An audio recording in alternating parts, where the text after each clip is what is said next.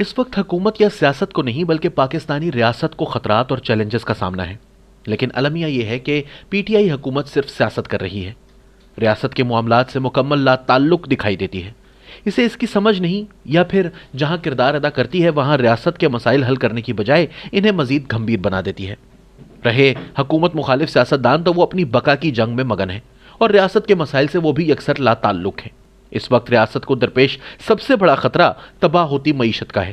عمران خان اور ان کے وزراء کچھ بھی کہیں، عملاً اب معیشت کا کنٹرول ان کے ہاتھ میں رہا ہی نہیں ہے۔ انہوں نے خود اس کی مہار آئی ایم ایف اور دیگر عالمی اداروں کے ہاتھ میں دے دی ہے۔ ان کے پاس بہتری کا کوئی خاکہ ہے اور نہ اس حالت سے نکلنے کا کوئی منصوبہ۔ وہ معیشت کو صرف اس حد تک چلا رہے ہیں کہ موجودہ تباہی کو اپنی نہیں بلکہ سابقہ حکومت کے کھاتے میں ڈال سکیں۔ اگر ایک طرف یہ تباہ ہوتی معیشت داخلی محاذ پر ملک کو انارکی کی طرف لے جا رہی ہے، تو دوسری طرف شاید دفاعی حوالوں سے بھی تاریخ میں پہلی مرتبہ وسائل کی کمی کا سامنا کرنا پڑ سکتا ہے۔ انڈیا جس تیزی کے ساتھ دفاعی بجٹ بڑھا رہا ہے، اس کی جی ڈی پی کی ترقی کی شرح تو اسے برداشت کر سکتی ہے، لیکن ہماری جی ڈی پی کی شرح نمو کے جمود بلکہ زوال کے باعث ہماری ریاست سابقہ شرح کے مطابق بھی دفاع کے لیے وسائل مختص کرنے کی قابل نہیں رہے گی۔ دوسری اہم مشکل یہ آ گئی ہے کہ چین اور امریکہ کے حوالے سے بھی جرأت مندانہ مگر دانش مندانہ فیصلے کا وقت آ گیا ہے۔ امریکہ پاکستان سے پہلے ہی نالاں تھا، مگر صرف افغانستان میں اپنی افواج کی موجودگی کی وجہ سے اس کا محتاج تھا۔ اب نہ صرف وہ محتاجی ختم ہو گئی بلکہ اس نے اپنا اگلا ہدف چین کو مقرر کر لیا ہے۔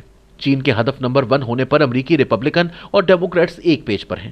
اس حوالے سے اس نے انڈیا کو اپنا نمبر 1 حلیف اور چہیتا ڈکلیئر کر لیا ہے۔ 2 ماہ قبل اس نے G7 اور نیٹو کو بھی اپنا ہمنوا بناتے ہوئے چین کے BRI منصوبے کے جواب میں اپنا ہی 3W منصوبہ لانچ کیا۔ چین کے ساتھ پہلے گڑبڑ صرف ساؤتھ چائنا سی میں کی جا رہی تھی، لیکن اب گوادر کی وجہ سے امریکہ اور چین کی جنگ کا میدان پاکستان بھی بنے گا۔ چین نے ہمارے سامنے کوئی لکیر نہیں کھینچی، لیکن امریکہ کے تیور بتا رہے ہیں کہ وہ بہت جلد پاکستان کے سامنے چین اور سی پیک کے حوالے سے لکیر کھینچ دے گا۔ یوں چین کے ساتھ جا کر امریکہ کو ناراض کرنے کی بھی ایک قیمت ہے، اور امریکہ کے ساتھ جا کر چین کو چھوڑنے کی قیمت اس سے کئی گنا بڑی ہے۔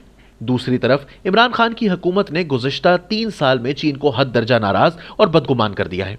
سی پیک پر کام عملاً روک دیا گیا ہے۔ چین موجودہ سیٹ اپ کے ساتھ بس وقت گزار رہا ہے۔ اس دوران اسٹیبلشمنٹ نے چین کو راضی کرنے کا ٹاسک عمران خان کو سونپا تھا اور امریکہ کو راضی کرنے کی ذمہ داری خود اٹھائی تھی۔ عمران خان نے چین کے اعتماد کو تو رتی بھر بحال نہیں کیا، لیکن اس چکر میں طالبان کے حق میں یا پھر اسامہ بن لادن وغیرہ سے متعلق ایسے الٹے سیدھے بیانات دیے کہ اسٹیبلشمنٹ کے امریکہ کو راضی کرنے کے کام کو بھی مشکل بنا دیا۔ اس تناظر میں یہ پاکستان کی سفارتی تاریخ کا ایک مشکل اور دور رس نتائج کا حامل فیصلہ ہوگا جو اس ریاست کے مستقبل میں کلیدی کردار ادا کرے گا۔ اب ظاہر ہے یہ مشکل فیصلہ بھی عمران خان کی حکومت کر سکتی ہے اور نہ اس فیصلے کو ان پر چھوڑا جا سکتا ہے۔ تیسرا مشکل فیصلہ ہندوستان سے متعلق ہے۔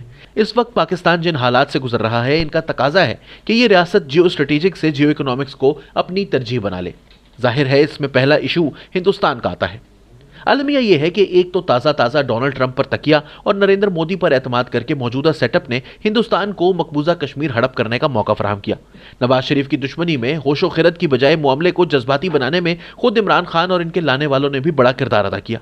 یوں معیشت اور خطے کے حالات کا تقاضا یہ ہے کہ ہندوستان کے ساتھ تعلق سے متعلق بھی جرأت مندانہ فیصلے کیے جائیں، اور ظاہر ہے کہ یہ فیصلہ بھی عمران خان کی حکومت کبھی نہیں کر سکتی، بلکہ اگر اسٹیبلشمنٹ اس حوالے سے کوئی راستہ ہموار کرنے کی کوشش کرتی ہے تو ذاتی حصار میں بند عمران خان صاحب اس کو سیبوتاژ کر سکتے ہیں۔ عمران خان اور ہمارے ملک کے دائیں بازو کے لوگ جشن منا رہے تھے کہ افغانستان سے امریکی انخلا نے پاکستان کے مسائل حل کر دیے ہیں، لیکن جاننے والے جانتے ہیں کہ معاملہ پاکستان کے لیے سنگین ہو گیا ہے۔ معاشی تباہی کے دہانے پر کھڑا طالبان کا افغانستان اب پاکستان کے لیے درد سر بن گیا ہے۔ ان کے اقدامات کے لیے باز پرس بھی پاکستان سے کی جا رہی ہے۔ امریکہ اور یورپ تو کیا، روس اور چین بھی ان کی حکومت کو تسلیم کرنے کو تیار نہیں۔ ادھر ٹی ٹی پی کا معاملہ بھی سنگین ہو کر الجھتا جا رہا ہے۔ ایک طرف افغان طالبان پاکستان کے رویے سے خوش نہیں، اور دوسری طرف وہ سب فریقوں پر مشتمل انکلوزیو حکومت کی تشکیل کے لیے پاکستان کے مطالبات پر عمل نہیں کر رہے۔ یوں افغانستان اب پاکستان کے لیے پہلے سے بھی بڑا چیلنج بن گیا ہے، جو جرأت مندانہ مگر دانش مندانہ فیصلوں اور اقدامات کا تقاضا کرتا ہے، لیکن یہ فیصلے بھی عمران خان کی حکومت کر سکتی ہے اور نہ اسے اس کی سمجھ ہے۔ پاکستانی ریاست کے کچھ دائمی مسئلے اور فالٹ لائنز ہیں، مثلاً بلوچستان، گلگت بلتستان، قبائلی اضلاع اور آزاد کشمیر وغیرہ۔ سندھ میں شہری اور دیہی سندھ کے ایشوز یا پھر انتہا پسندی اور دہشت گردی کے مسائل، یہ سب ریاست کے مسائل ہیں، لیکن عمران خان اور ان کی ٹیم کو غالباً ان سے کوئی دلچسپی نہیں۔ اندازہ اس سے لگا لیجئے کہ گوادر میں ہزاروں مرد و خواتین کے دھرنے کو 3 ہفتے ہو گئے، لیکن انہوں نے اب آ کر صرف زبانی نوٹس لیا ہے، اور ہم جانتے ہیں کہ اس طرح کے معاملات میں ان کا نوٹس لینا ایک ٹویٹ تک محدود ہوتا ہے۔ ان کی حکومت صرف اپنی بقا اور اندرونی سیاست میں مگن ہے۔